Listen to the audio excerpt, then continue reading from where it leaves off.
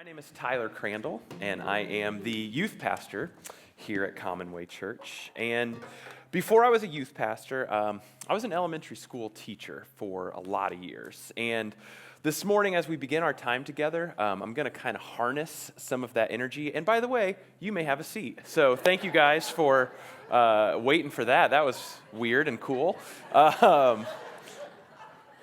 So we're going to start our time this morning with a little bit of a popcorn-style discussion. And so popcorn means that the answers are just going to come from you guys. They're going to pop around all over the auditorium. No need to raise your hands or anything. But I am curious, what do you think is the most common word in the Bible? And I'm not talking about words, thank you, Isaac. I'm not talking about words like "and" or "the" or any of those, but what are some of the most commonly used words in the Bible? What do you think? Salvation. Love, good. Keep them coming. Jesus, good. What was that one? Lord, good. Salvation, love, Jesus, mercy, Lord. What else we got? Did you say beer? Or fear? Fear, okay? I can think of beer being in there once or twice, but I was like, most common? Been hanging out at the mouse. Trust, that's good. What else we got? Life. All right, let's get one more. Grace and begot. Okay, good, yeah. There are a lot of genealogies. That's a good guess. All right. Okay, I don't know about all of these, but I will tell you, number one is Lord. So Isaac, I heard you say Lord. Heads up, here's a piece of candy for you. Okay. See, this is all that teacher stuff coming back to me. In the top five, we also had God, man, Israel, and people. And if you're a good Sunday school kid like me, you probably said God and then said Jesus.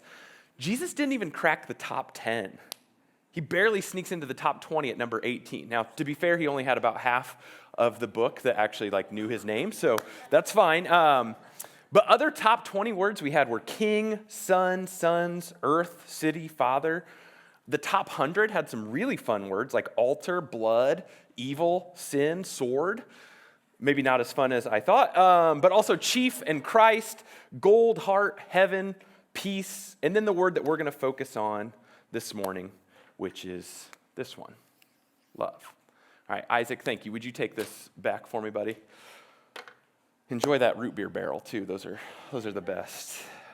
Depending on what version of the Bible you're looking at, love is in there a lot. Like we said, it's in there 310 times for the King James Version. It's in there 645 times for the New Living Translation. And I don't know what the difference is all about, but we're not going to get into that this morning. That's not a battle I'm going to fight. But love is in there a bunch. And it's also a word that we see in pop culture, like in our context, a lot. I dare say more than we see words like Israel, sword, chief, and altar. And in pop culture, we love love.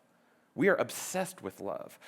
We want to go up in a tree and do some KISSING with love.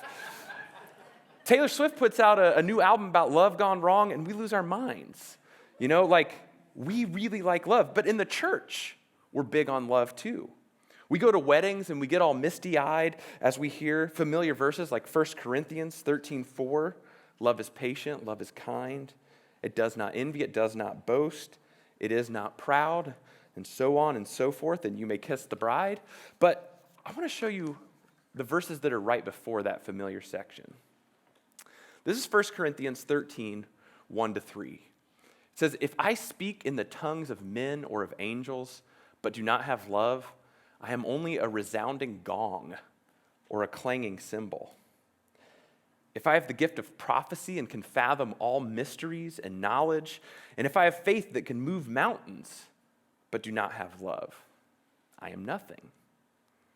If I give all I possess to the poor and give over my body to hardship, that I may boast, but I do not have love, I gain nothing. And there's a reason why I think we don't hear those particular verses at weddings very much. They could be kind of a gut punch for us.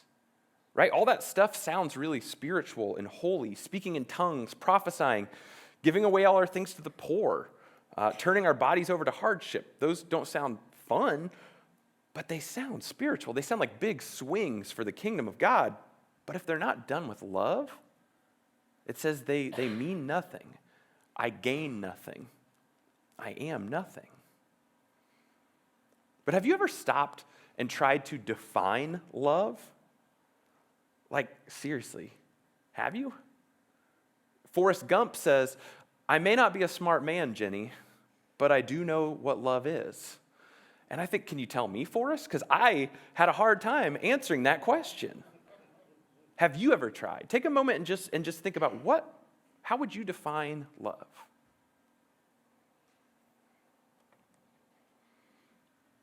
Well, the type of love that's mentioned in all those verses in 1 Corinthians is this agape love.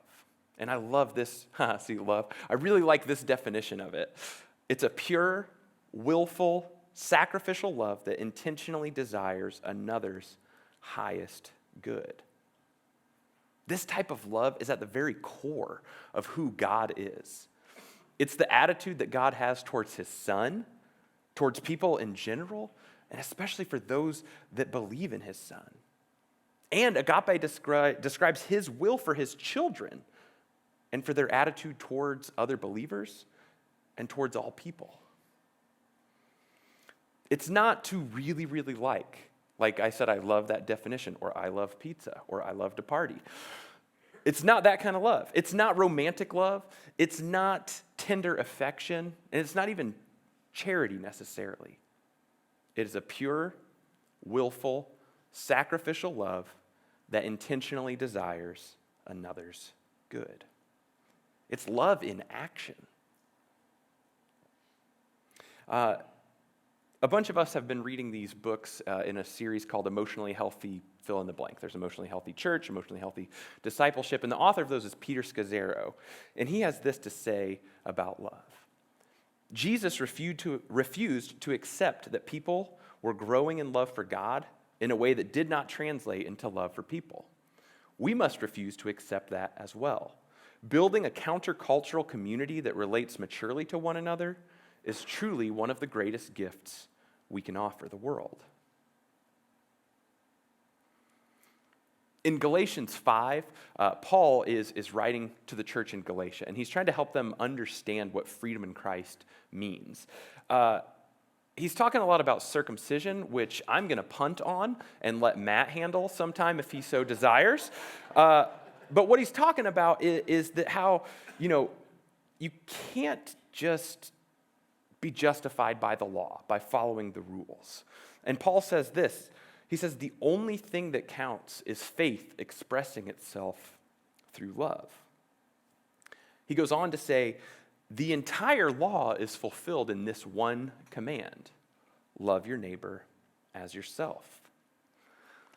Man, he makes it sound so simple. And really it is, but just because something is simple doesn't mean it's easy. To love your neighbor as yourself, when it's put to the test, is one of the hardest things we can ever try to do. So earlier in this section, I read that part from 1 Corinthians that said, if I do all these great things, but I don't have love, then I'm just a clanging cymbal or a resounding gong. And I was thinking, what does that mean? I take it to mean a bunch of noise, but with nothing real behind it. A bunch of pageantry or fanfare, but without something meaningful.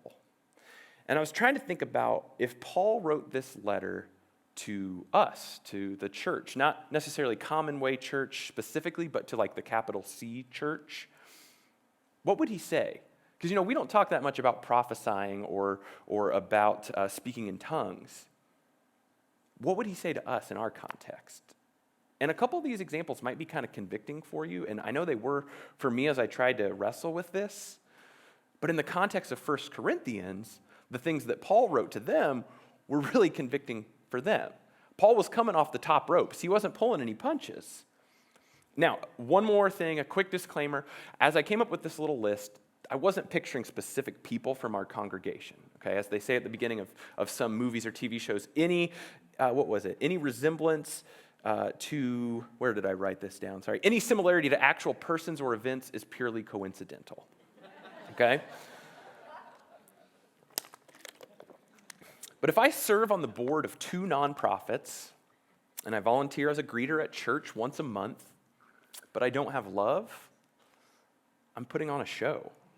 Because the only thing that counts is faith expressing itself through love.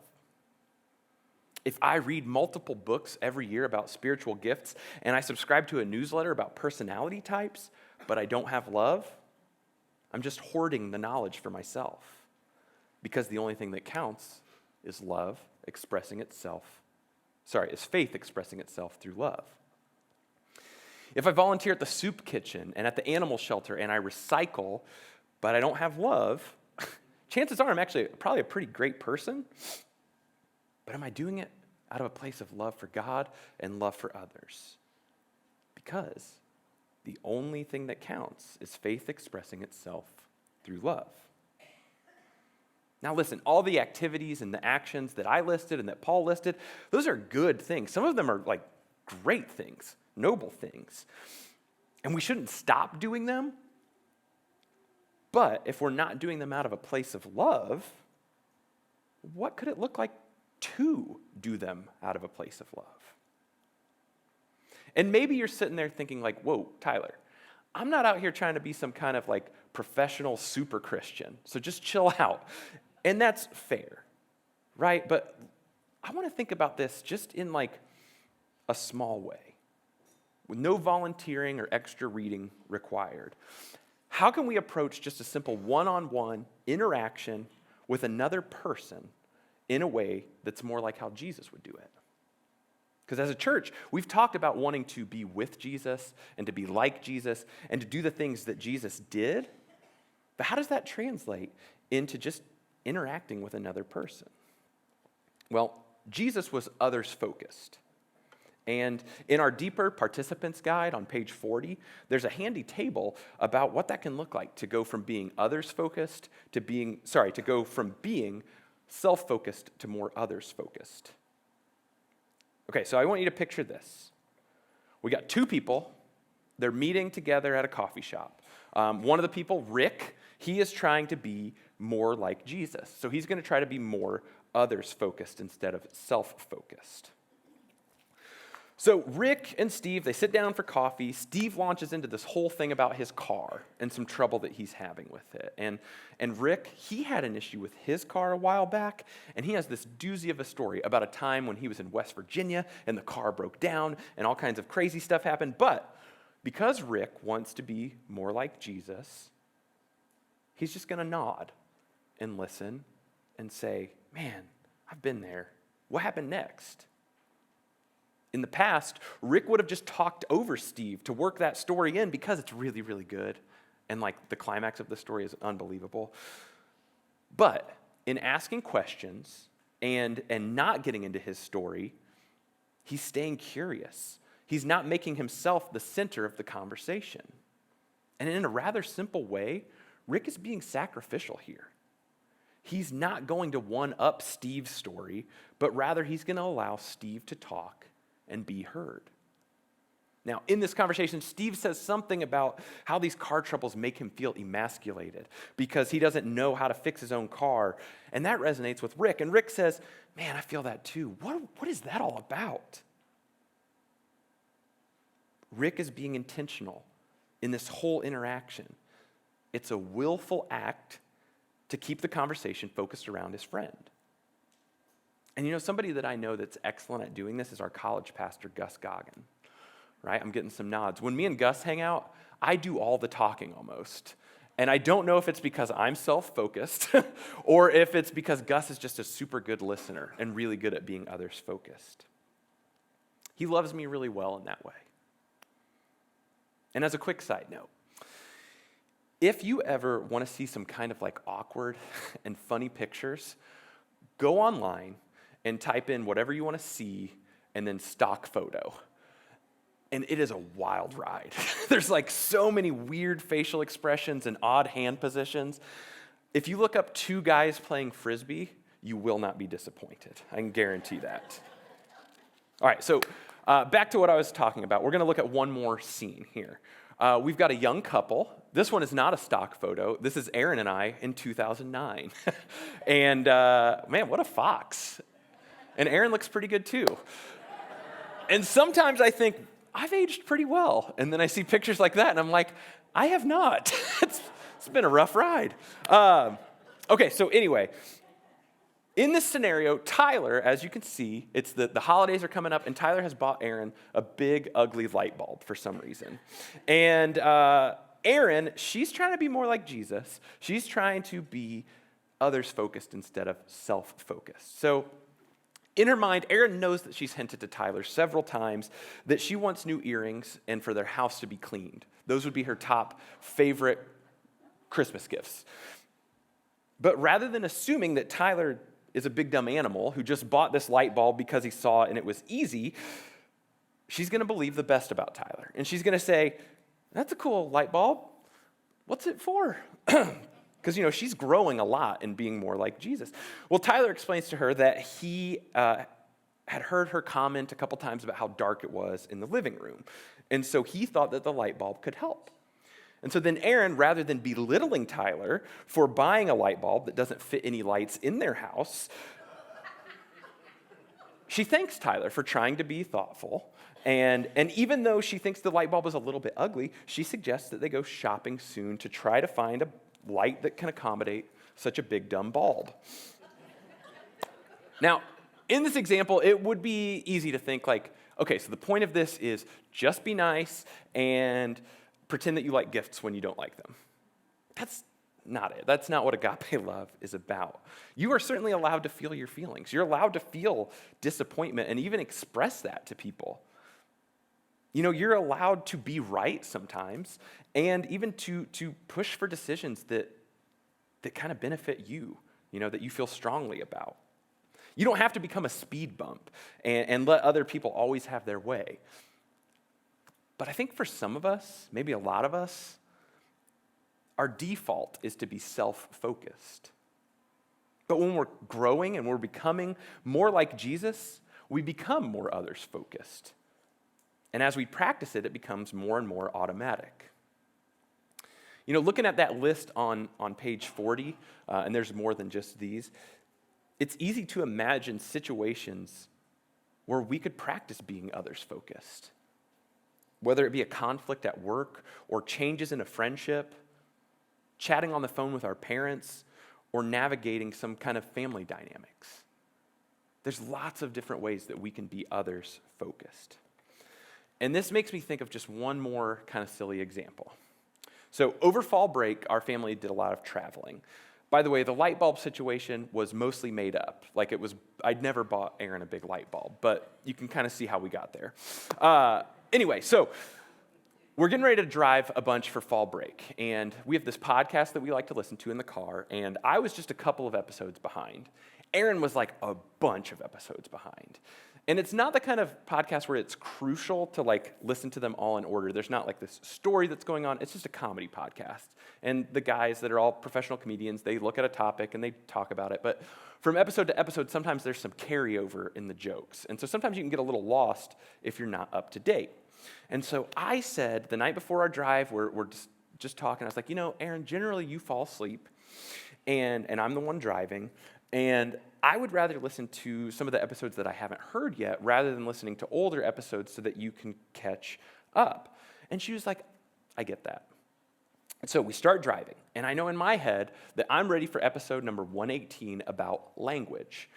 And I know in my heart, or at least I think I know, that if Erin picks episode 118 to play for us, that it's because she loves me and because she knows she has what's best for me in heart, right? Well, she presses play, and it's episode 116, Arizona. I'm crushed. And I assume that she did this because she doesn't care about me and she doesn't want what's best for me. But, I'm trying to be more like Jesus, so I let it go for a second. And then I say, I thought we decided we were going to listen to the episode about language because you always fall asleep and I'm the one driving. And she said, oh, is that what you heard? Guys, somehow we both failed at this, at something so silly as picking a podcast to listen to in the car. And stories like this, they can sound kind of trivial or dull, but that's where life happens, right? It happens in those small moments with the people that we live with and work with. And it's in those small moments, day after day after day, that we can focus on ourselves or we can focus on others. We can put their needs and wants above our own. Before we move on, I do want to say this. Going back to that working definition that we're using for love as pure, willful, sacrificial love that intentionally desires another's highest good, that does not mean that you stay in an abusive relationship or that you open yourself up to be taken advantage of. A lot of us have to work hard on the part of as you love yourself when it says love your neighbor as yourself. And sometimes that, like loving yourself well, it means setting boundaries. It means saying enough is enough. This type of agape love is at its best when people are giving it and receiving it. And that's what healthy community is. It's when a group of people work on loving one another well. And that's, again, part of what God desires for us. Part of his hope is that we would be a community that loves one another well. In John chapter 13, Jesus is with his disciples for their last time all together. And he tells them, "A new command I give you, love one another. As I have loved you, so you must love one another. By this all men will know you are my disciples, if you love one another." Love one another. That's what counts. At its best, love for God and love for each other is one and the same. We love God, so we love others. We love others because of our love for God. These are two loves which at their highest are actually one love. And Lisa kind of alluded to this. When I first got this topic, I was like, this is going to be so easy. Because some of this stuff, like I can generally say, I do this well. Like it's an area that God has really grown me. Like one of the final things in that table about being, moving from being self-focused to others-focused is this: sees the value in pursuing a variety of friends rather than pursuing friends who are only like me. And I do have like a really rich and diverse friend group. And I don't mean money rich, I mean rich in the breadth and the depth of these friendships that I have across racial and social and age and other categories that we make up.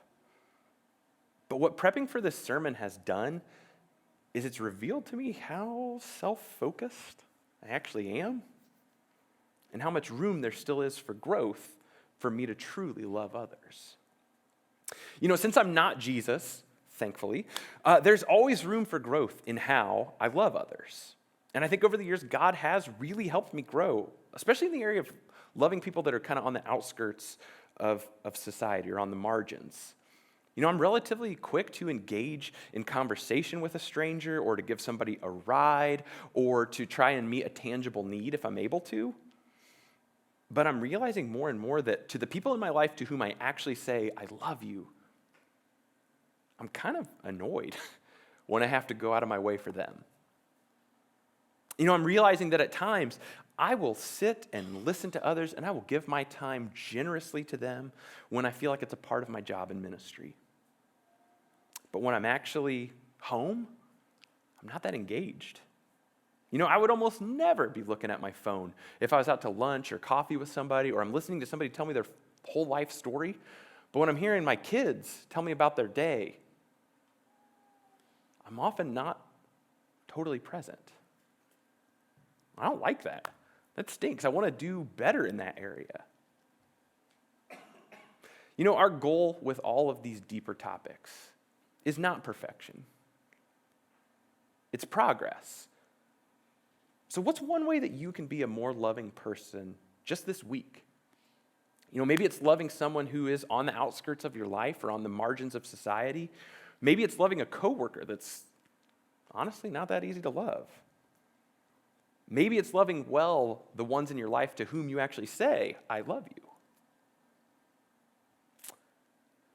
Last week, I was here at the church. I was headed to the restroom, and I walked past Voc Rehab. And there's a guy out there sitting in a wheelchair. And I smiled, and I said, good morning. And then I went into the bathroom. But there was something about my tone in that I didn't like. It was something almost like, I acknowledge your existence. On with your day. And that was the end of it.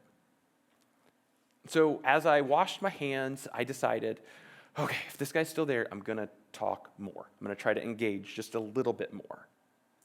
And so I went out, and he's still there, and I say, how are you this morning? And he says, pretty good, sir. How are you? And I say, great, man. Have a good day.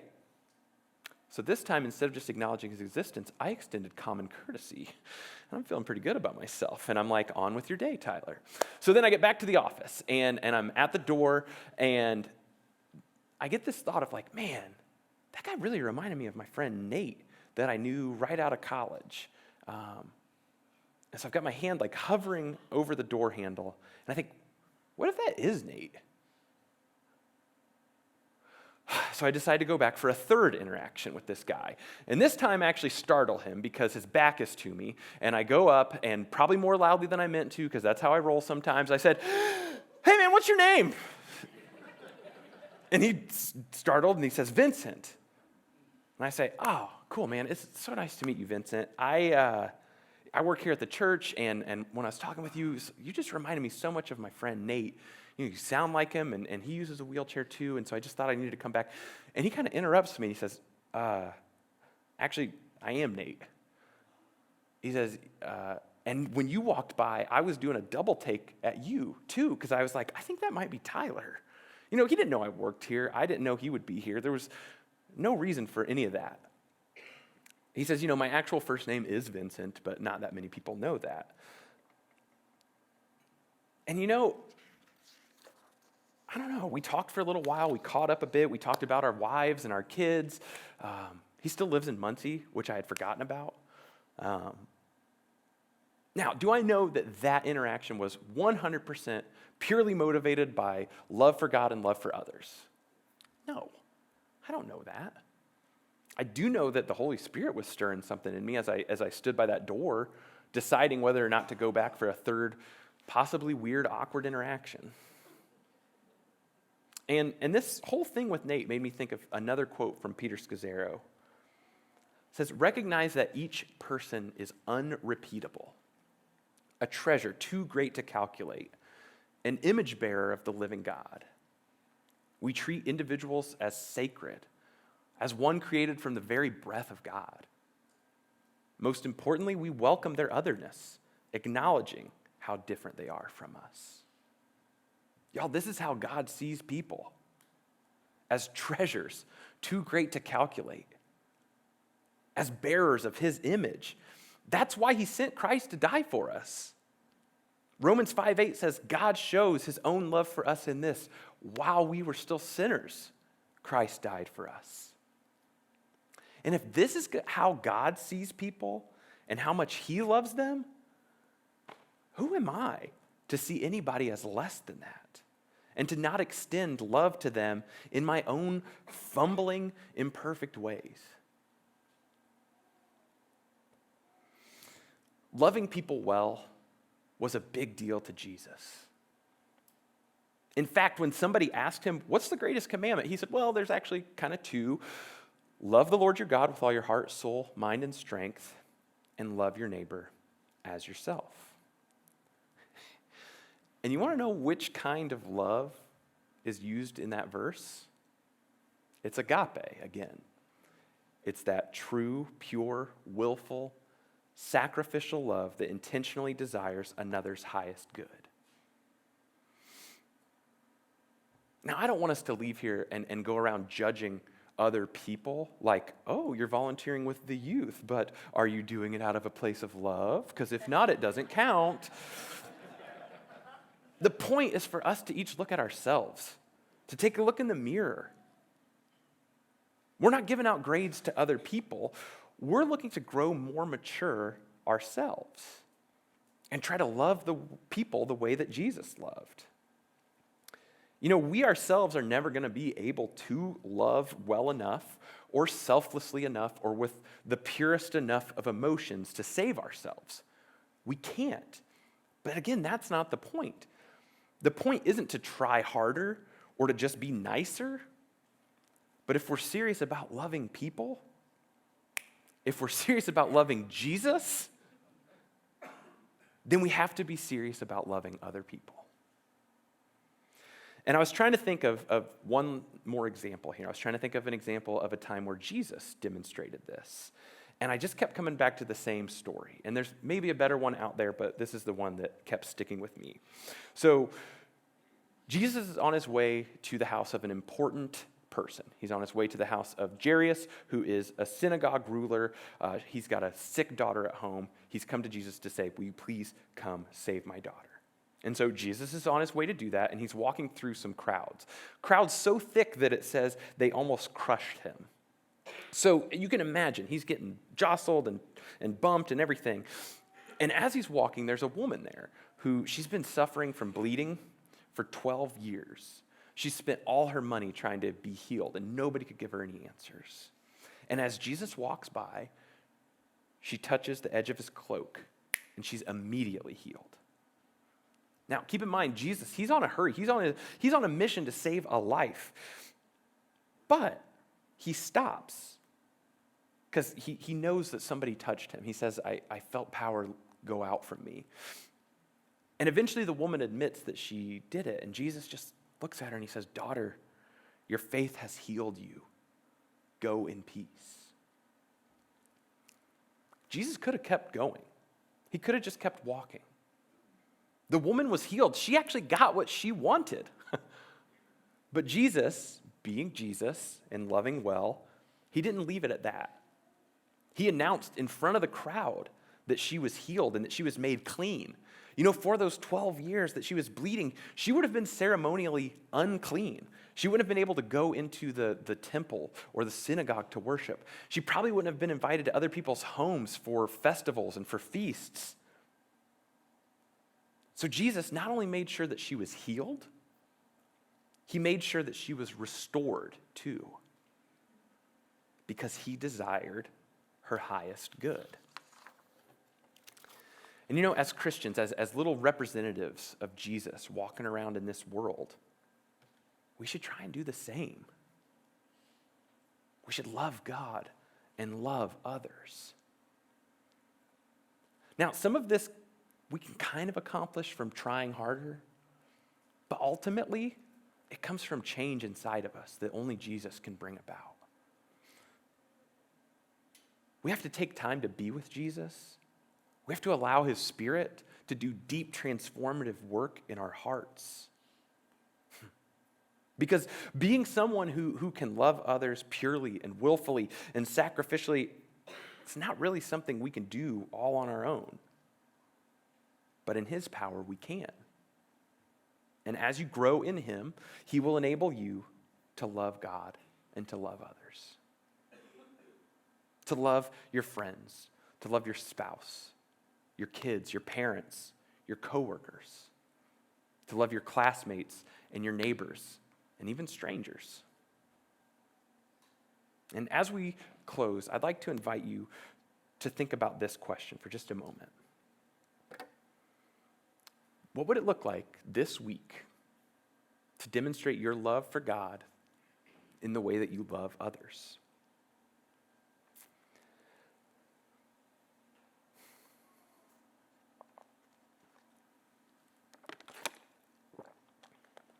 As we've been doing for the past few weeks, I'd like to invite our prayer team to go to their spots. And if anything this morning is stirring in you and you would like someone to pray with you, just go see one of these lovely people. But would you stand and pray with me if you're able?